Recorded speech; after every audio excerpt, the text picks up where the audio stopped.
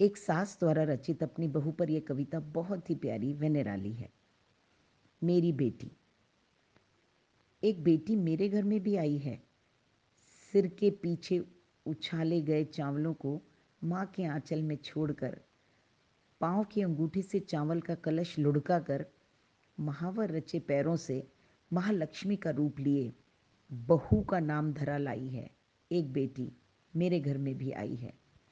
माँ ने सजा धजा कर बड़े अरमानों से दामाद के साथ गठजोड़े में बांध विदा किया। उसी गठजोड़े में मेरे बेटे के साथ बंधी, आंखों में सपनों का संसार लिए सजल नयन आई है। एक बेटी मेरे घर भी आई है।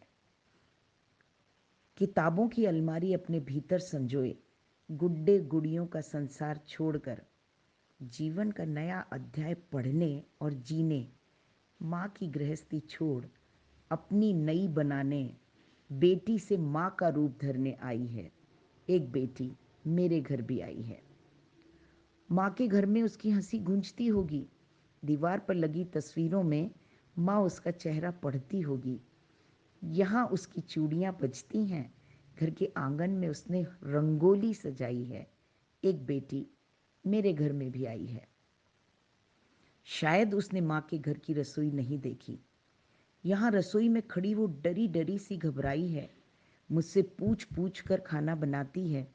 मेरे बेटे को मनुहार से खिलाकर प्रशंसा सुन खिलखिलाती है। एक बेटी मेरे घर में भी आई है। अपनी ननद की चीज़ें देखकर उसे अपनी सारी बातें याद आई हैं। संभालती है, करीने से रखती है, जैसे अपना बचपन दोबारा जीती है। बरबसी आंखें छल छला आई हैं। एक बेटी मेरे घर में भी आई है। मुझे बेटी की याद आने पर मैं हूं ना कहकर तसल्ली देती है। उसे फ़ोन करके मिलने आने को कहती है। अपने मायके से फ़ोन आने पर आंखें चमक उठती हैं। मिलने जाने के लिए तैयार होकर आई है। एक बेटी मेरे घर में भी आई है। उसके लिए भी आसान नहीं था पिता का आंगन छोड़ना, पर मेरे बेटे के साथ अपने सपने सजाने आई है। मैं खुश हूँ। एक बेटी जाकर अपना घर बसा रही, एक यहाँ अपना संसार बसाने आई है। एक बेटी मेरे घर में भी आई है।